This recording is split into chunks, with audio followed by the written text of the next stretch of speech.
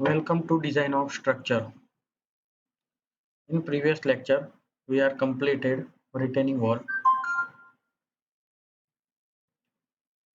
In this lecture, we are going to start our new chapter. But starting of this semester, we are study some of the introduction portion similar to this chapter. Content of this chapter is load, load combination, design strength and stiffness, design process, analysis, design and detailing, design philosophy, stages in structure design, guiding principle of structural planning, action of forces and computation of load, structural layout, critical load combination, wind load on building as per IS 875 part 3. Loads. There are many types of load in which we look it into the chart. Load, vertical load, also called gravity load because it is direction of gravity or anti-gravity. Horizontal load, longitudinal load. In vertical load, dead load, live load, also called imposed load and impact load. In horizontal load, there is only two types of load. First, wind load and earthquake load. Wind load on the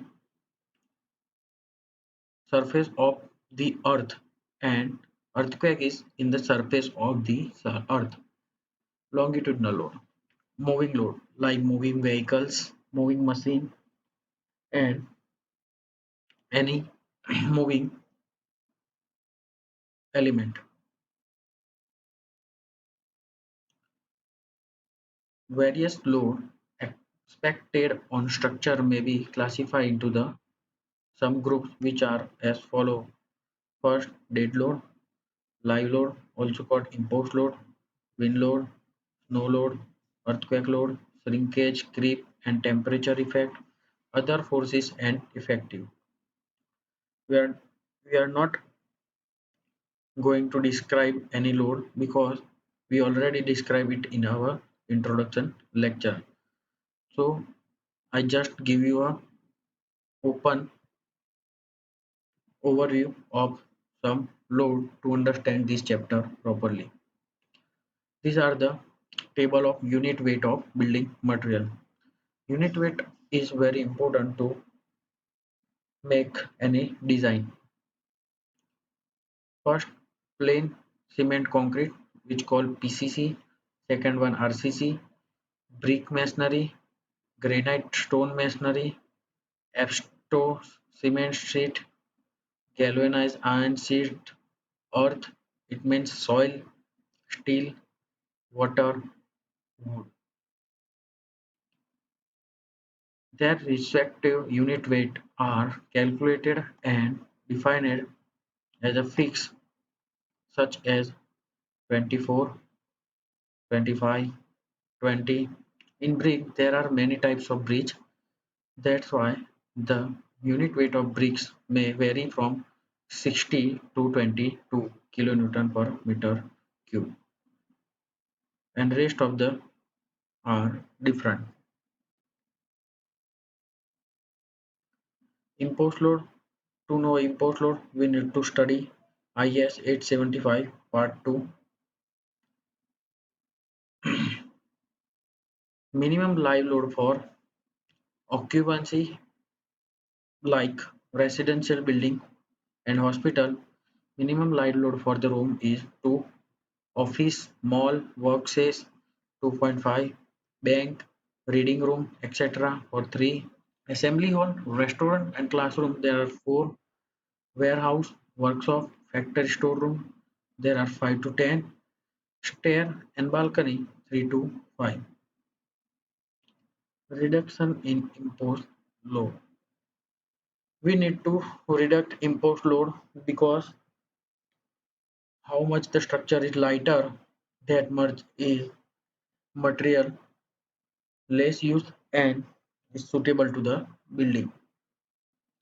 That's why we need to reduce some import load, number of floor including the roof to be carried by member under consideration, reduction in total distribution import load, all floors to be carried by the member under consideration.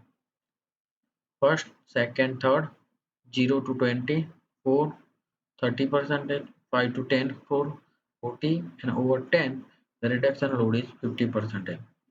Wind load, wind load is depending on IS 875 part 3, snow load. Similarly, earthquake load is, as we studied, is depend on IS 1893. There are two methods, SCM and RSM, called seismic coefficient method, response spectrum method.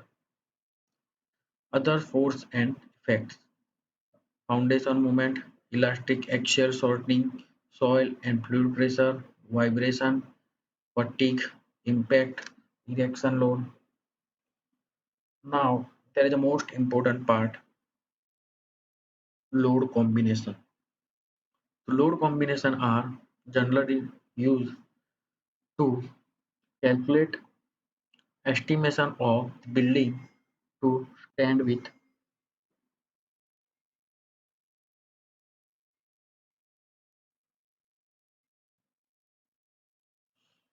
Sorry for the disturbance. Uh, Load combination are generally used to design a building for different categories. It is seems like a trial and error. We from different trial and error of past experience, the engineers and the structure designers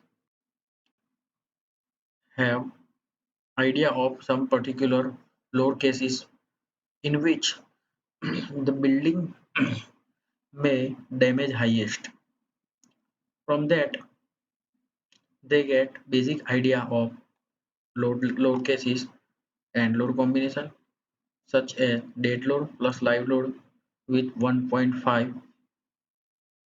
Other one is 1.2 dead load plus live load plus or minus earthquake load.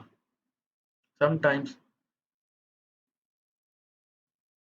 plus earthquake is dangerous and sometimes minus earthquake is dangerous. Third is 1.5 dead load plus or minus earthquake load. And the fourth case is zero point 0.9 dead load plus or minus 1.5 earthquake load.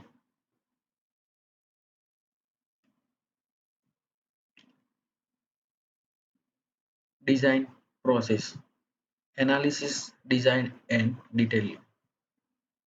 Analysis: structure analysis is necessary to determine the stress result like shear force, bending moment, axial torsion, and torsion or twisting moment. We all studied all these in past analysis chapters previous semester: slope deflection method, moment distribution method, Carney's method, flexibility method, and stiffness method. Generally used software for developing and design and analysis: STADPRO, NISA Civil, GTST, RUDL, Nastran, ANSYS. Nowadays, another software named ETAPS and SAP are very essential use for designing any structure. Systematical planning structure should satisfy the functional requirement of client and should be aesthetic which need an architect. Should be structurally safe so as to withstand the load it has to bear which needs a structural engineer. So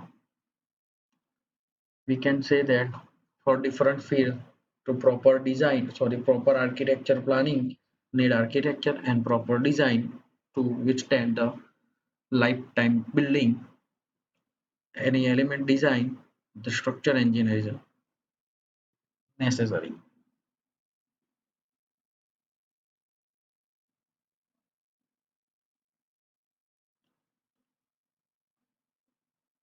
General work of structural engineering. This is only for knowledge. Finalizing the framework and tentative size of beam, column, etc. Considering the site condition and structure requirement. Estimating the load on structure or structural element by using available loading standard and his experience for normal structure work, the loading standard. Analyzing the structure for shear moment, axial load, deflection, etc. Design the structural member like beam, column, footing, slab, shear, wall, etc. These are some kind of special structure which need proper designing. Preparing the detailed structural drawing for the work at site. Check the work done by the contractor when the work is in progress.